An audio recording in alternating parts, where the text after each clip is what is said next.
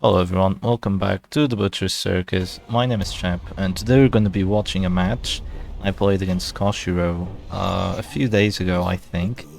So this was the third match of a best of three we did together. One of those matches is already on the YouTube channel, and it was really close.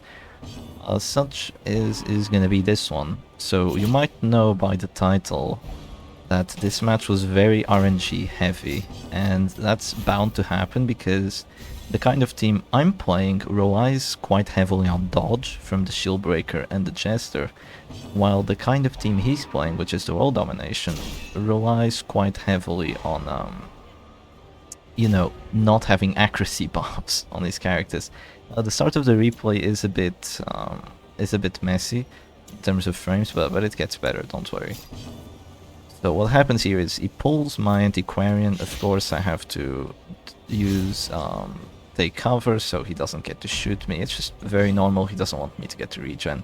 Then he goes for a 35% chance of getting a stun, like actually hitting the shield breaker, and goes for it, which is insanely surprising. And then he goes for another chancy stun, which was a 55% chance of hitting my jester, and gets it as well. And you might ask, well, Shep, why did you go for a harvest and not a battle ballad? Well, because none of his characters have high dodge, and I really need to get the pressure going if I actually want to make this happen. If I actually want to win that match. And now he just goes for that one again. It was a 70 to hit. Last round was like a 65 as well, I believe. So, I mean, he just gets to hit everything every time, and my jester is already at death's door, and this is not looking too good. So I'm gonna use the regen here. And what is the reasoning behind this? The reasoning behind this is that he has a 78% chance of hitting that jester with the finisher, but he hits anyway, and so the jester is gone by the start of round 2. So yeah, no misses so far. You can see me pausing for a little bit here, like, dude. You can see how poorly I feel at the moment, but we don't surrender, we keep going. We're gonna keep applying pressure, do what we can do best. We just go for a nice Adder's Kiss on that Crusader. We did get the bleed on him because we had the blood red coin, so it ended up being a 50-50 with the harvest. So that's not terrible. Here he goes for a stun. Since we have the snuff, we actually managed to resist it, so that's quite nice. And now the Abomination is going to be taking that punish bleed, the second punish bleed as well, so both his Abomination and Crusader are ticking down to quite low amounts of HP. Here he just goes for Manacles, which is a very reasonable play, just preventing my Antiquarian from acting. It's quite reasonable. Here I need to do whatever I can to try and like prevent his Arbalest, but I go for 50-50 and I don't get it. Which, I mean, you know, it just happens. If I had gotten that pull, it would have been really good, because the Crusader would have been unable to stun, the Bounty Hunter would go back to position 4. That pull would have been quite crucial for us, but I guess not.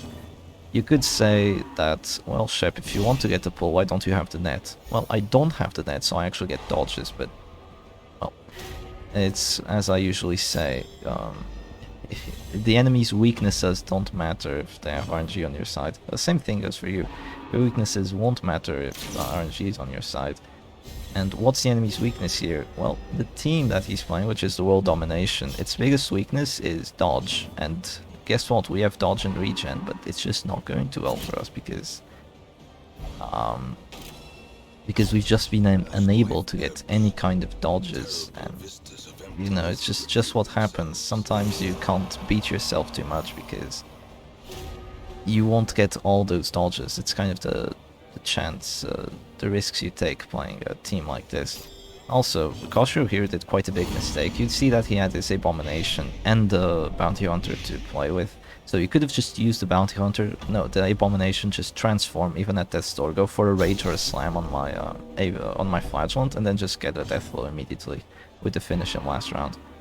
He decided to go for a pull instead, which is reasonable. He just goes for another crazy chancy stun, even with the minus 10 accuracy, which is again another 50. And gives me a window to actually get a death blow here and put my Flagellant back in a good position, so that's quite nice for us.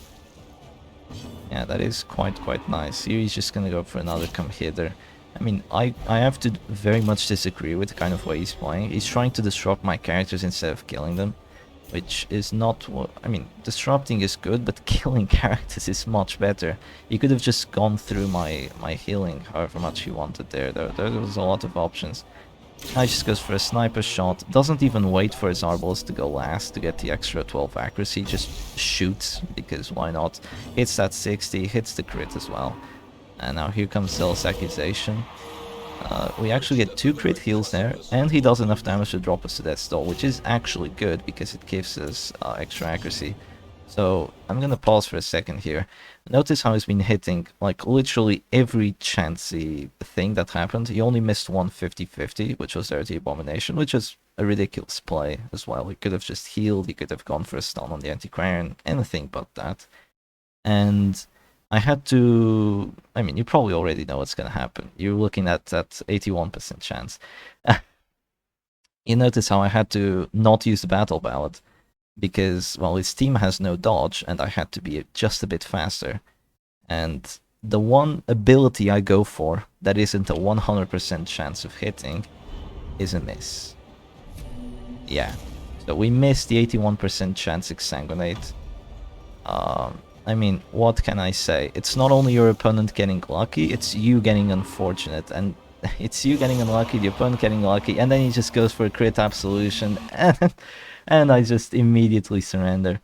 And you might ask, well, Shep, why didn't you just redeem the shield breaker?